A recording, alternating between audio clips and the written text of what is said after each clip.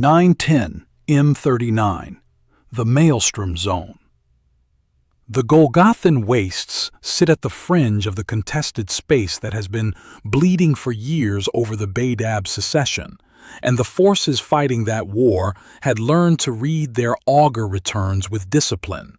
When something materializes at the system perimeter without warning, no advance astropathic contact, no request for coordinates, no identification ping, no standard Mechanicus transponder signal, it's usually bad news. What appears is a fleet, battle barge, escort vessels, all of them gray, hull dark, minimal emissions, no hailing frequency, no marker on any chart either side had been keeping. They came from somewhere beyond mapped space and brought no explanation. According to Imperial Armor Volume 10, the Forge World record of the Badab War's final stages, the sudden materialization of this fleet on the edge of the Golgothan Wastes caused considerable alarm on both sides of the conflict simultaneously. Loyalist and secessionist commanders looked at their displays and saw the same unknown mass signatures at the same moment. A fleet of unknown allegiance, running cold, sitting there, apparently waiting. Both sides independently moved forces to intercept. No response came from the gray ships. Then, their leader came forward. He called himself Tyberos the Red Wake, Shade Lord of the Carcharodons Astra. The Terminator armor he wore was described in the record specifically as archaic, not merely old, not worn with age, but archaic in the precise technical sense. Belonging to a pattern no longer in production, no longer in standard chapter inventories, predating the manufacturing lines that currently supply the Adeptus Astartes. The skull and thunderbolt iconography pressed into the ceramite was older still. The livery of the Unity Wars. The Emperor's personal emblems from the unification of Terra, before the Aquila replaced them, before the Legiones Astartes were organized, before the Great Crusade launched from a newly unified homeworld. Those markings belong to the late 29th and early 30th millenniums. In the 41st millennium, they should exist only under glass in a museum. On Tiberos, they served as personal insignia. He dwarfed the Space Marines who received him. Imperial Armor Volume 10 places him a head taller than his honor guard, warriors themselves encased in Terminator plate, already among the largest Space Marines in any engagement. When he communicated with the Loyalist commanders during the Badab War, he never raised his voice above a soft whisper that nevertheless carried, as the record notes, the promise of certain death. Those who witnessed him in combat described a blood-splattered force moving almost too fast for the eye to follow, leaving nothing behind him but mangled bodies, yet acting, the record specifies, with precise and calculated intention, as though every strike had been planned before the engagement began. To verify his chapter's identity and loyalty, Tyberos submitted to psychic probing by the Inquisitor Legate staff, and gene sampling was conducted on Carcharodons dead recovered from the fighting. He presented notices patent affirming his chapter's rights and titles, countersigned by High Lords of Terra and Inquisitors who were, by that point in M41, long dead. The parchment itself would have been ancient. He held still for the instruments. The result came back. Space Marine genocide. Raven Guard markers. Remarkably clean.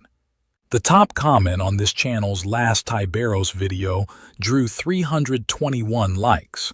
It read, "He allowed his genocide to be tested and it came back clean. He's not a lost Primarch." That commenter was right.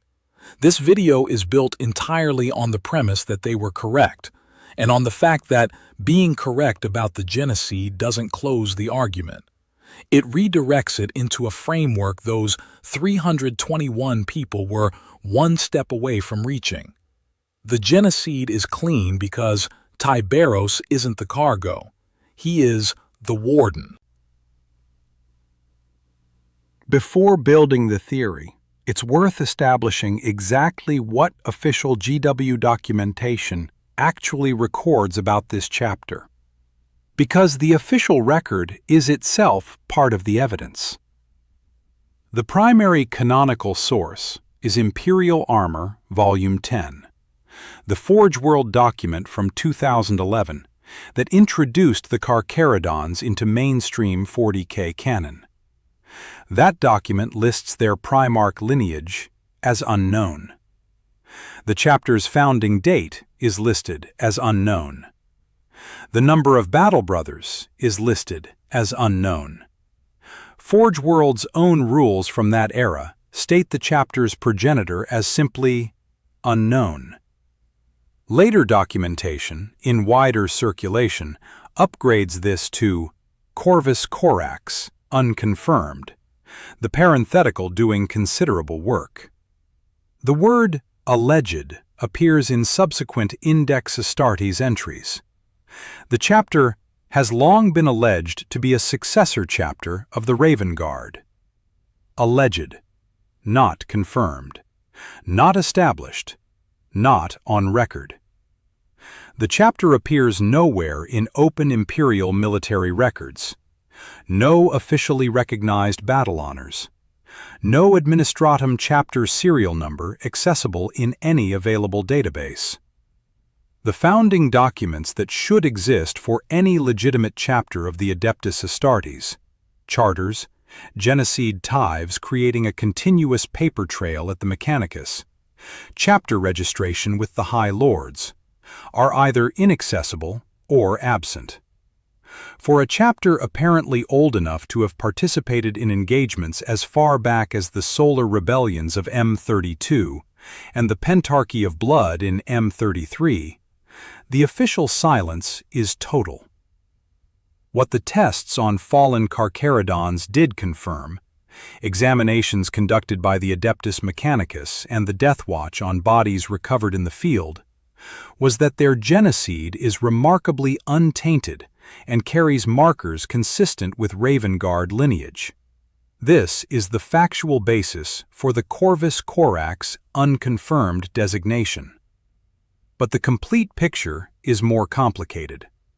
Multiple analytical readings of that Geneseed documentation note the chapter's genetic profile appears chimeric. Raven Guard markers alongside features consistent with Night Lord's genetic material, and possibly others. The chapter maintains an ancient pact with the Ashen Claws, a renegade formation descended from the 18th chapter of the Raven Guard Legion, the expeditionary fleet Primarch Corax himself sent into the Outer Dark during the Great Crusade.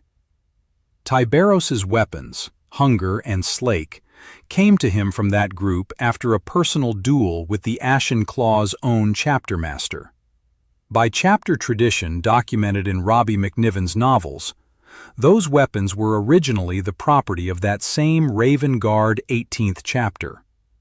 The chapter has been in genetic and physical contact with its most ancient origins across the millennia. Remarkably clean Raven Guard markers is already a partial reading of something considerably more complicated. The founding anomaly, 23rd founding versus possibly 2nd founding antiquity, is the official record's own tension. If they are a 2nd founding chapter, they date to M31 and the immediate aftermath of the heresy. If the 23rd founding, they are relatively recent. The chapter's operational history doesn't fit a recent founding. The Pentarchy of Blood in M33 lists them as one of 5 chapters used by the High Lords to systemically destroy 11 other chapters judged Tritoris Perdita. That kind of mandate requires institutional trust accumulated over centuries, not a newly established chapter still building its reputation. Official documentation placed a chapter that behaves like a 2nd founding institution into a 23rd founding slot, and then listed the founding date as unknown. The official record resolves the contradiction by abandoning it. What GW has committed to in print is this: unknown founding, unconfirmed lineage, no accessible records, and genocide that tests Raven Guard clean with a chimeric profile no one has fully explained. That is the official picture. Everything the theory builds comes after that. The Carcharodons' operational posture is called the nomad predation pattern. Rarer than the crusading pattern used by most mobile chapters, specifically suited to sustained deep void operations without fixed resupply, without homeworld logistics, without regular contact with imperial administrative chains. The fleet was everything. Until the era Indomitus, when they received the former homeworld of the Mantis warriors, Utheka, they had no fixed base at all. Their battle motto, as documented in McNiven's Outer Dark, "From the void we come, darkness there, and nothing more." Apply basic Astartes physiology to what a 10,000-year void operation actually demands from the biological creatures conducting it. Space Marines carry 19 gene seed implants. The 17th, the sus-an membrane, places a Marine into genuine suspended animation. Reversible, given the right conditions and a skilled apothecary. A standard Astartes implant, included in the template specifically because it extends survivability beyond what active biological function can sustain. This isn't exotic technology. It's part of the design. A Marine with a healthy sus-an membrane can persist in biological suspension for years, potentially decades, depending on the quality of the suspension environment and the expertise of whoever maintains it. The chapter's chaplains have built a theology around preservation across time. In Robbie McNiven's Outer Dark, Chapter 13, Chaplain Kiyotama authored an internal chapter text titled On the Ancients, a document about the dreadnoughts, the warriors interred in armored life support systems and carried across centuries at tremendous personal cost. The passage on Lexicanum reads, "They aren't our brothers any longer, not truly. They are something both more and less. What they have suffered is nothing but the agonies we would all bear out, were the long millennium allowed to take its toll on us without the reprieve of death. Fear them, yes. Mourn for them, certainly. But above all, respect and honor them. They have met the eye of the outer dark, and they have held its gaze." A chaplaincy which has thought carefully and at length about what it means to carry something forward through time inside a container. The dreadnought is the extreme version. The old warrior inside the shell, still present, still functional, transformed by what the centuries have done to him, feared and mourned by his own brothers. The sus-an membrane is the less extreme version. Biological suspension without the permanent shell, without the irreversible interment, recoverable if the sleeper is ever needed. For a chapter running dark at the galactic rim, appearing in the Imperial record for a single campaign every century or two, the biological mechanism that makes those transits survivable is already part of standard Astartes physiology. The chapter's own internal texts already demonstrate the intellectual and theological framework for understanding what it means to carry something through time inside a container, and what the centuries of that carrying cost the one doing it. An observation made about this chapter by its own audience, drawing 88 likes in that earlier comment thread, is simply that the Carcharodons use cryo chambers. The operational profile of a fleet-based chapter running the galactic rim demands some form of biological suspension. The canonical biology enables it. The chaplaincy tradition around preservation exists in documented text. Now consider how the chapter appears to those who have had to deal with it operationally. During the Badab War, Lord Commander Carib Culn of the Red Scorpions, overall commander of the Loyalist Astartes forces, accepted Tyberos and the Carcharodons into his line of battle with documented misgivings. Imperial Armor Volume 10 records that Culn was deeply concerned that their long voyage into the darkness of the outer void had led them to significantly deviate from the Codex Astartes. Despite those concerns, he couldn't deny their effectiveness. He remained wary of their loyalties throughout. The Inquisitor Legate, who vouched for them based on the gene sampling, did so on the strength of an instrument reading, an ancient parchment countersigned by dead men. Nobody in that room had encountered the Carcharodons before. Nobody had documentation of their activities from the centuries prior. The chapter arrived as strangers and departed as strangers. The record notes that both Loyalist and Secessionist forces were alarmed on their arrival, in a war where both sides knew every other faction, because the Carcharodons were simply not in any reference anyone was using.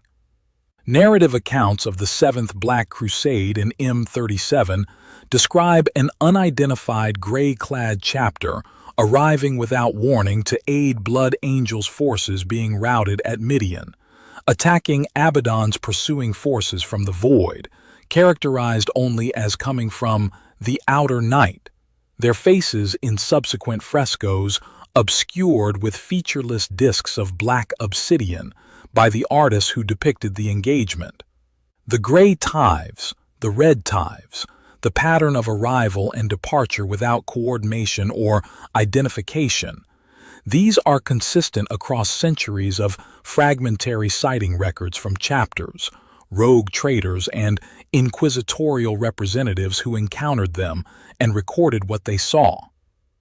The Angevin Crusade records between 322 and 384 M39 describe a Carcharodon's commander encountered during fighting on the world of Loth, described by the rogue trader Basil Horothus as deathly pale of countenance, with blank, black eyes and sharp teeth, speaking only in ancient High Gothic, refusing to identify himself or his chapter, politely requesting a tithe of war supplies and departing 3 days before Imperial naval reinforcements arrived.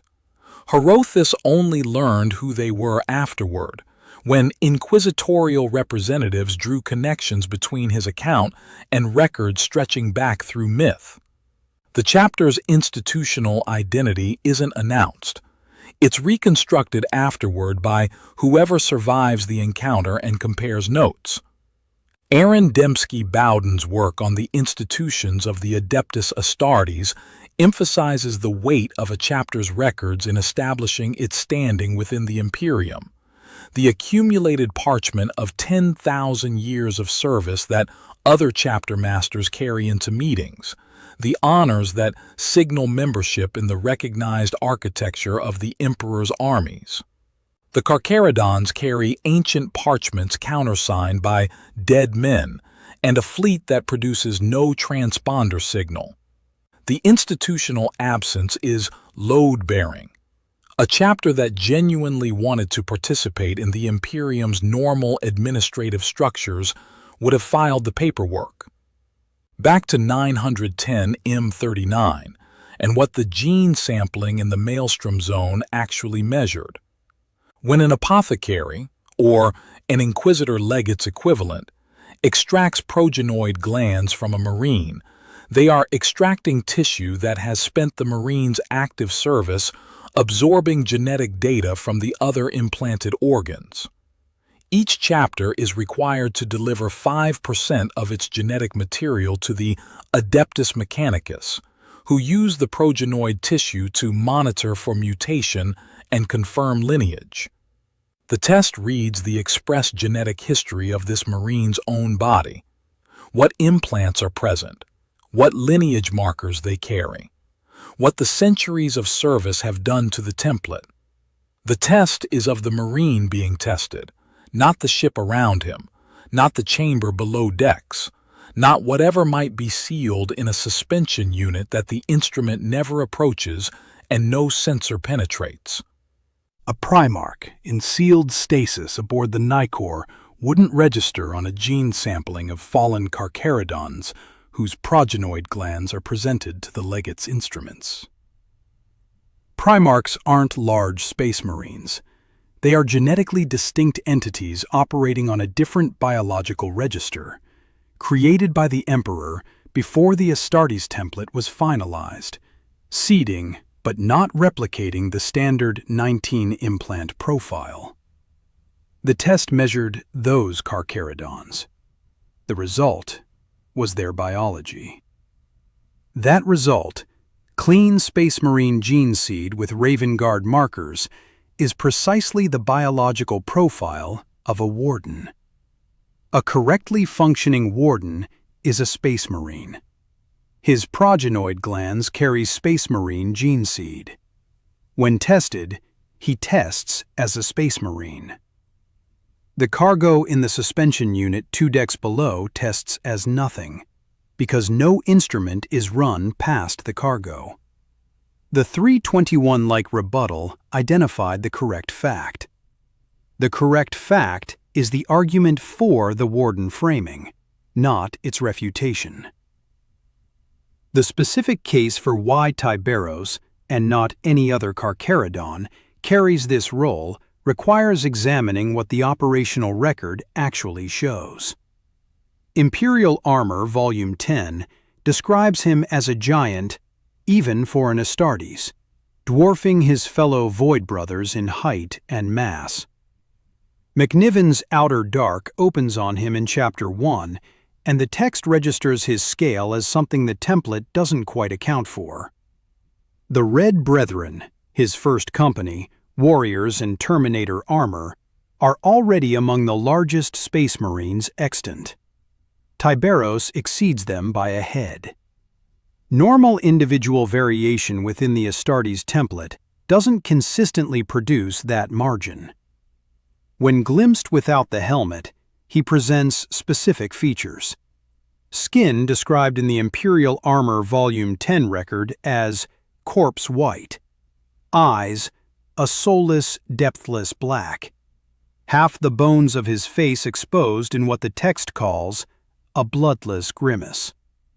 The bionic reconstruction accounting for that exposure is extensive. Not a prosthetic limb or a bionic eye socket, but half the bones of his face replaced with metal. That level of reconstruction represents either the accumulated damage and repair work of an extraordinarily long career, or it points toward a baseline physiology maintained and modified across centuries in ways that don't correspond to a normal Astartes service trajectory. His weapons, Hunger and Slake, are documented in Imperial Armor as having a pattern and manufacture unknown to the tech priests of Mars. The Mechanicus maintains records of every significant weapon pattern produced or recovered across 10,000 years of Imperial history.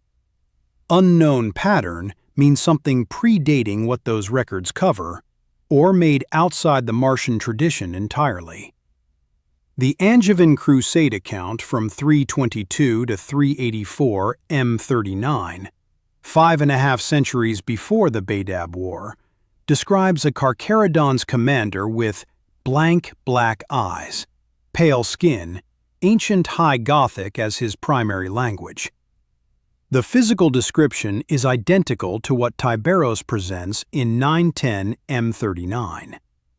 The physical consistency across 5 centuries is either the same individual, a predecessor holding the same title, or a selection pattern that consistently produces warriors with these characteristics.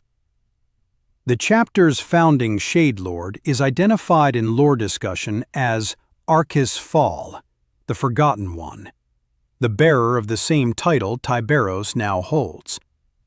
If Tyberos functions as an office rather than only a personal name, passed through succession as Shade Lord is a title, then the physical consistency across 5 centuries suggests the selection criteria for the title include a specific biological and operational profile.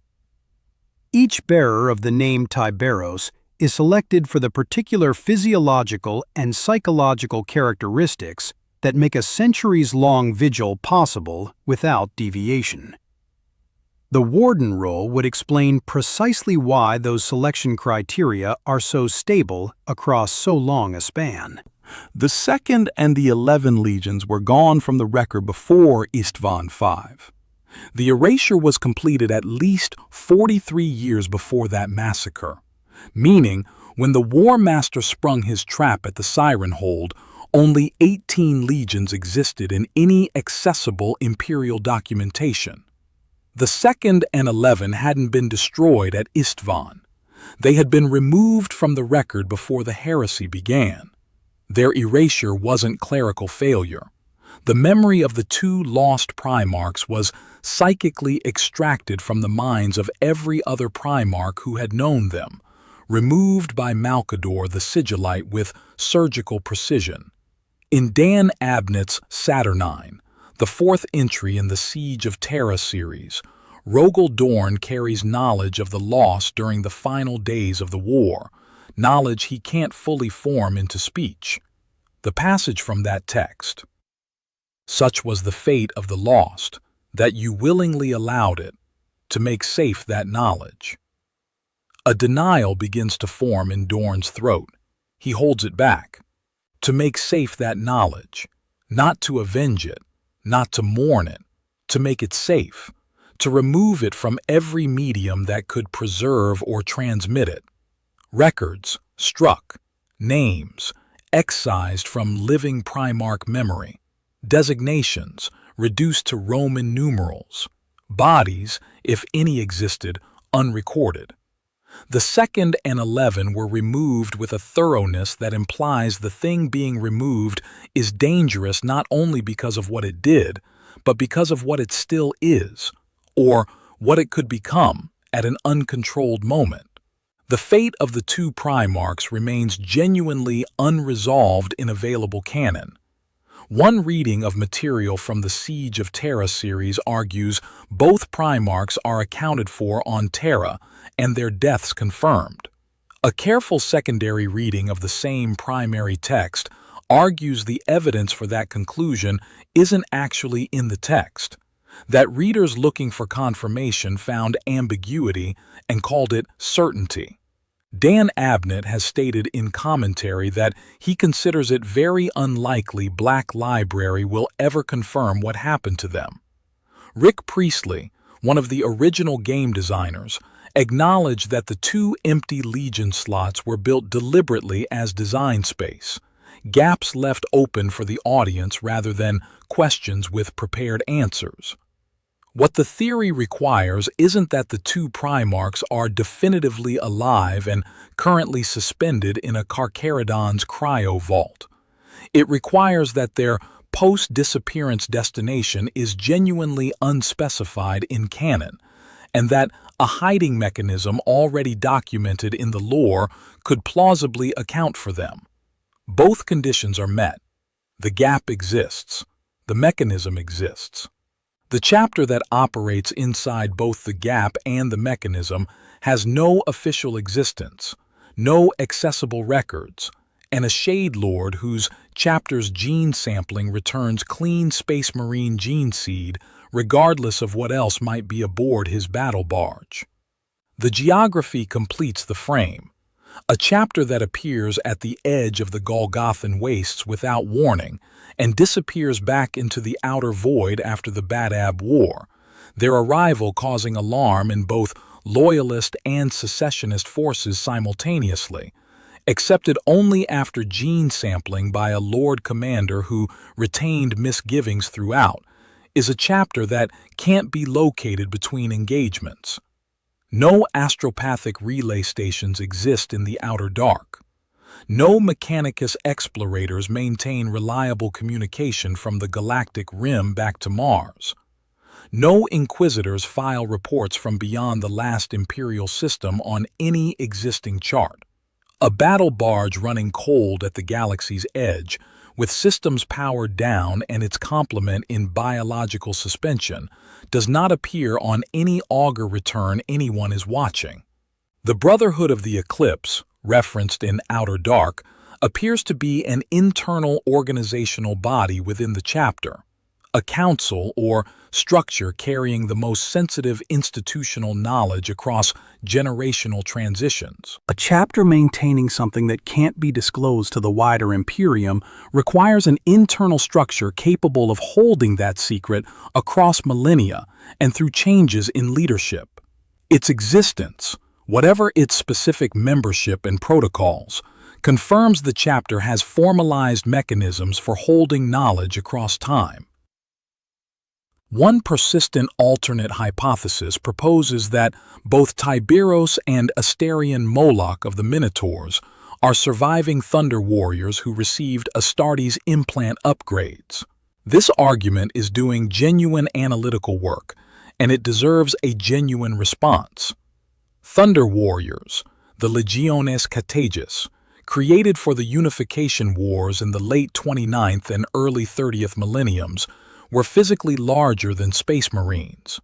GW documentation describes their skeletal augmentation as thicker than the later Astartes template, their upper body strength unequaled among the Emperor's enhanced warriors, their combat capability sufficient to outperform Astartes even in advanced physical decline. They wore the skull and thunderbolt livery of the Unity Wars. Some survived the Emperor's culling at Mount Ararat in 669, M30.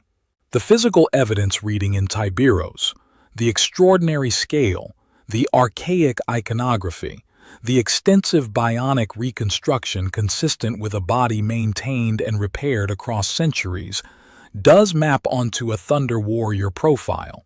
This is real pattern recognition, not coincidence. It fails on the gene sampling.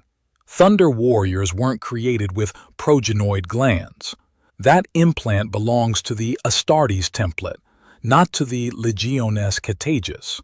A Thunder Warrior submitting to an Inquisitor Legate's gene sampling instruments would return either a complete absence of Space Marine gene seed, nothing to extract, no progenoid tissue to read, or a genetic profile so far outside expected Astartes parameters that the Inquisitor Legate wouldn't have vouched for the chapter. The Badab War record documents that the gene sampling of recovered Carcharodons dead returned clean Raven Guard markers. That result can't come from a Thunder Warrior. It comes from Space Marines who have the implants, including the progenoid glands, and who express Raven Guard lineage in their own biology.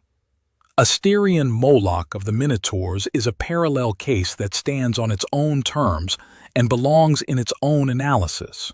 The anomalies in that situation are real. Conflating the two here would dilute both arguments. A second hypothesis proposes Tyberos was once a custodian in Terminator armor from the Heresy era. The Legio Custodes wore archaic Terminator pattern plate during the Great Crusade and the Horus Heresy, the Aquilon pattern, visually distinct from standard Astartes Terminator issue. Custodians are described in GW documentation as created through a process fundamentally different from Space Marine induction, genetic modification extending to the molecular level, each custodian a unique work of art rather than a template replication. They are explicitly more than Space Marines, modified at a depth the standard Astartes program doesn't attempt. Same problem. Custodians don't use progenoid glands. A custodian origin entity submitting to gene sampling would return the absence of any progenoid tissue, not clean markers, not unusual markers, but an absence. The gene sampling of recovered Carcharodons returned positive results: Space Marine gene seed, Raven Guard markers. That result eliminates the custodian hypothesis on its own evidence. There was something to find in the progenoid glands. It was Space Marine material. Tyberos' chapter is genetically space marine. What both alternate theories correctly identify is that something about Tyberos exceeds the normal chapter master profile. The explanation they propose, that he is something other than a space marine, fails the single most specific piece of biological evidence available. The Warden framing proposes instead that he is a space marine with a mission of 10,000-year duration, one that has selected specifically for individuals who can sustain an extraordinary biological and operational requirement without deviation, and shaped everything about him in service of that role. There were 187 likes on a comment that said, "Nah, Tyberos not being a Primarch is better. Dude just is built different." That comment is right, and the Warden framing proves it with something more precise than instinct. A Tyberos who is secretly a Primarch is a diminished character, a demigod performing a lesser identity, constrained by the concealment, defined by the disguise rather than by the role he actually serves. Every record of his combat excellence, every note of his archaic authority, every anomaly in his physical profile becomes subordinate to the reveal, and the reveal has been half-made by 100 theories since Imperial Armor Volume 10 first presented him as strange. That version of Tyberos ends when someone names what he is. A Tyberos who is the Space Marine specifically selected to stand watch over two Primarchs locked in suspension at the galactic edge, waiting for the condition that will end a 10,000-year vigil that no Imperial authority currently knows about, has no parallel anywhere else in the setting. He isn't the object of the secret. He is the mechanism of it. His extraordinary combat record isn't incidental to that role. The only thing between whatever is in those suspension units and everything that could reach them is the Shade Lord of the Carcharodons, and whatever remains of his chapter at any given moment. The scale that exceeds normal Space Marine parameters, the archaic equipment predating current manufacturing, the half-bionic reconstruction of a body maintained through centuries of unbroken mission. All of it's functional. All of it serves the role. He is built different because the role requires someone built differently, and has required it for 10,000 years. Chaplain Kiyotama wrote that the chapter's dreadnoughts have met the eye of the outer dark, and they have held its gaze. The chapter has been holding that gaze since the first day of exile. Standing in the darkness at the edge of the galaxy, hull dark, running cold, with suspension units aboard that no Inquisitor has coordinates for, and no Mechanicus explorator has logged. The Mythos Angelica Mortis records their mandate as final atonement, whatever the chapter carries that earns that word, and whatever the Imperium would face if those units ever opened. No GW source places a Primarch in Carcharodons' custody. This is structural argument, built from the strongest supported reading of an empty space that Games Workshop designed deliberately and has no current plans to fill. It lives inside a mechanism canon already constructed, a fleet-based chapter at the galactic rim with the biological capacity for extended suspension, a chaplaincy theology that understands what it means to carry something through time inside a shell, record absent structured deeply enough to suggest design rather than accident, and a Warden whose chapter's gene sampling returned the one result that the Warden framing specifically predicts. The audience told me the gene seed was clean. They were right. The gene seed is clean because Tyberos isn't the cargo. He is the Warden. When the throne breaks, he opens two pods, and the Imperium has to decide whether what comes out is salvation or the second heresy. Subscribe for more stories like this.